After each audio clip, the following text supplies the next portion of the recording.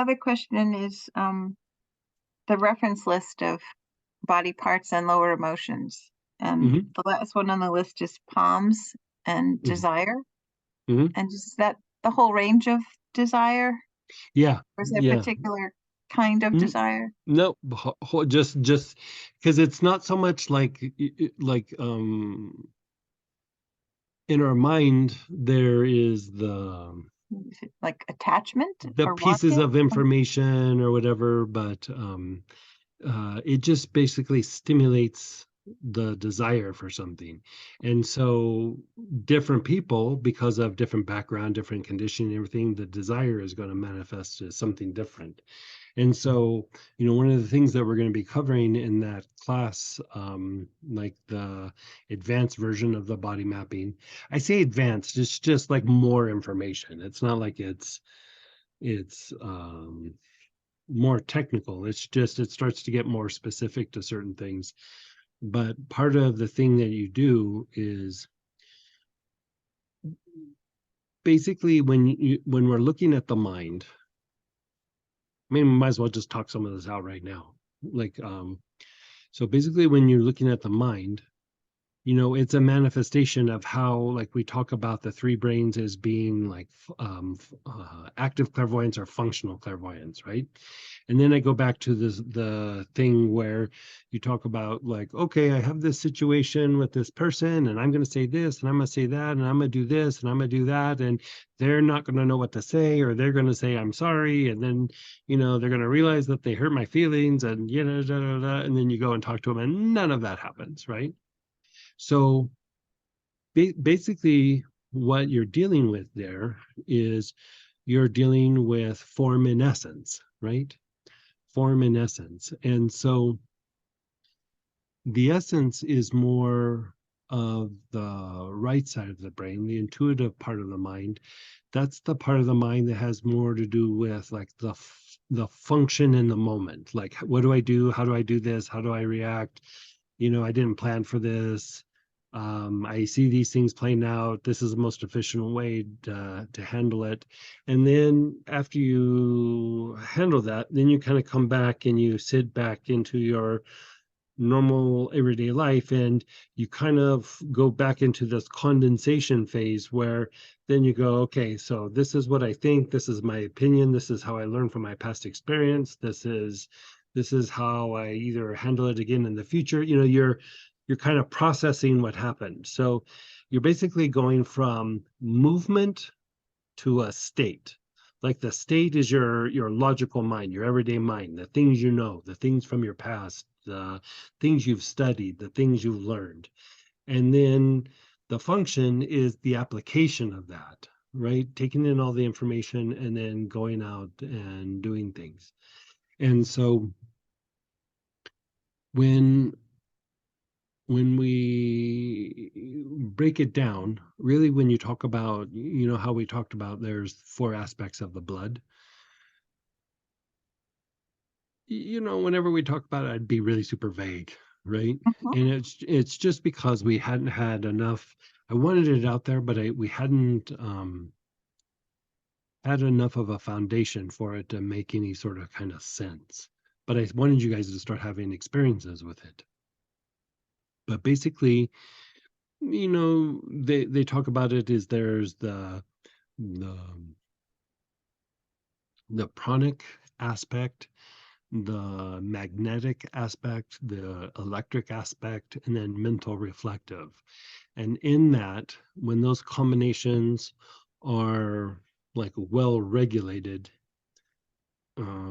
it allows for a tremendous amount of light to pass through the blood, and it allows for divine intelligence and divine love to really start to take hold of the form.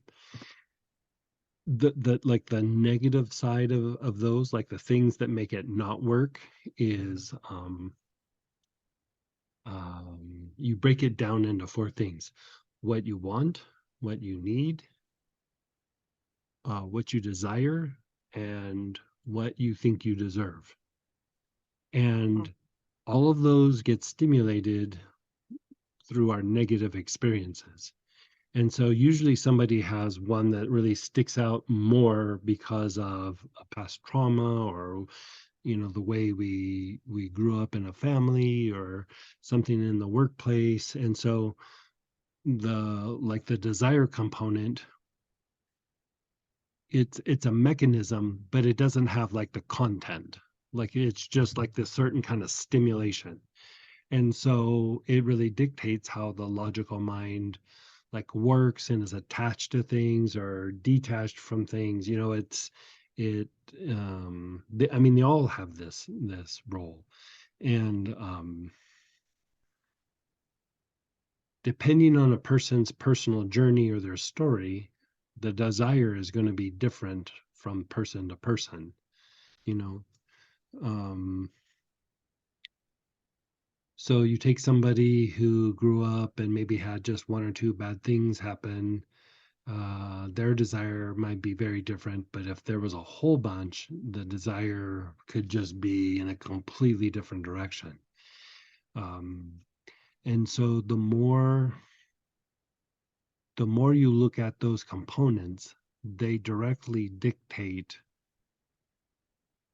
how you take function in the world, like how you face the difficulties in the world or don't face the difficulties in the world. Like if there's an avoidance behavior, or like you said, like an attachment, or basically the things that cause you suffering are dictated to how regulated or unregulated those are, and how they affect your function of doing things in action, and your ability to innovate, walk yourself out of those situations, whatever it might be. And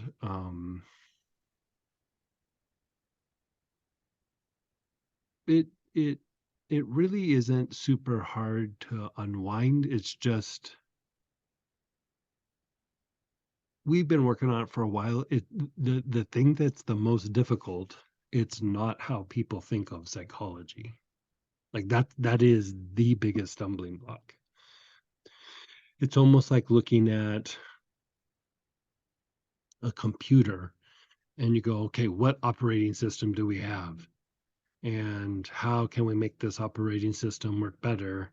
And then you keep making it work better and better. And then, the next year comes out and they're like, hey, there's a new operating system. It's like it keeps like upgrading, upgrading, upgrading, upgrading. And really, as you upgrade it, you're more of who you really are rather than who you've been conditioned to be. Mhm. And when I used to treat I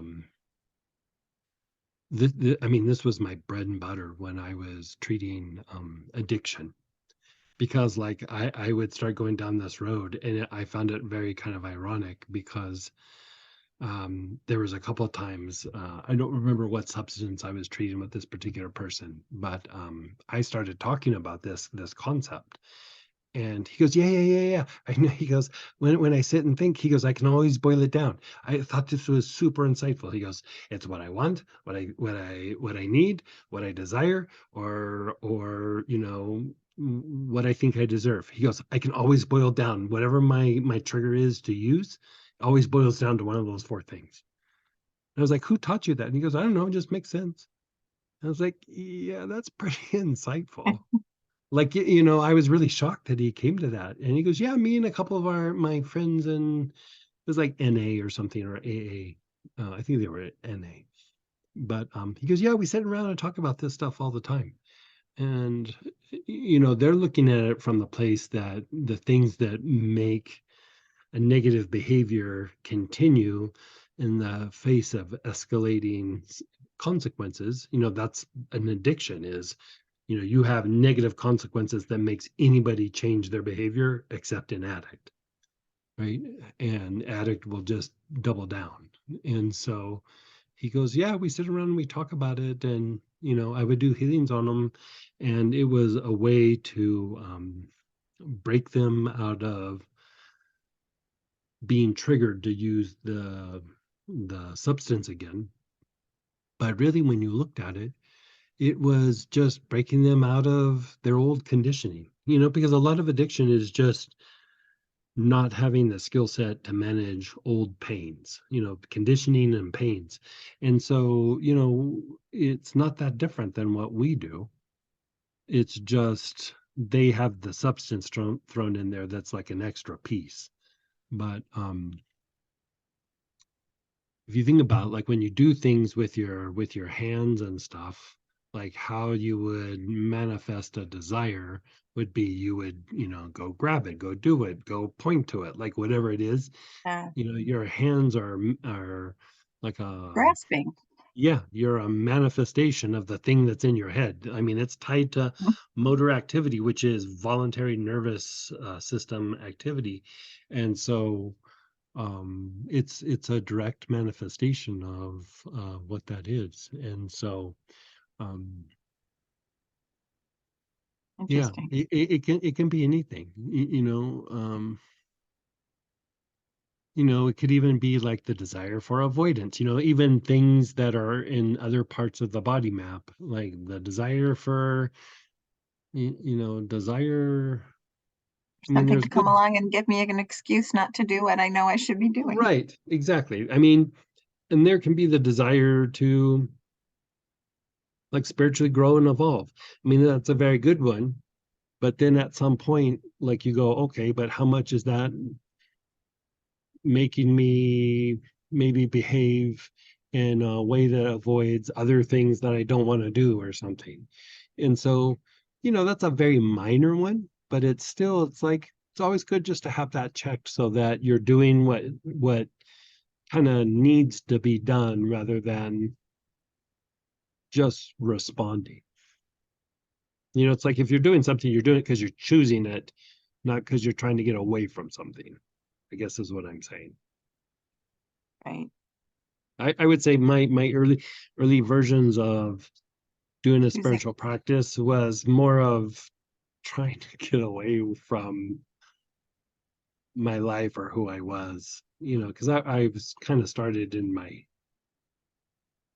very young years, but it was more about damage control than it was about trying to be spiritual. And so it still works, but it's almost like starting to dance on the wrong foot. Like it works, but you're just out of sync for a little bit. And then at some point I had to have a little talk with myself, like, okay, why am I doing this? And then once I did that, then I was always kind of felt like I had the right reasons, the right motivations to be doing it, if that makes sense. Oh, it does. I hear my teacher saying, "What's your Yeah, intention?" that's very Buddhist. That's very, very Buddhist. Yeah, Yes. very, very Buddhist. Yeah, Um, that's why I love me some good Buddhism. and this may be on the scope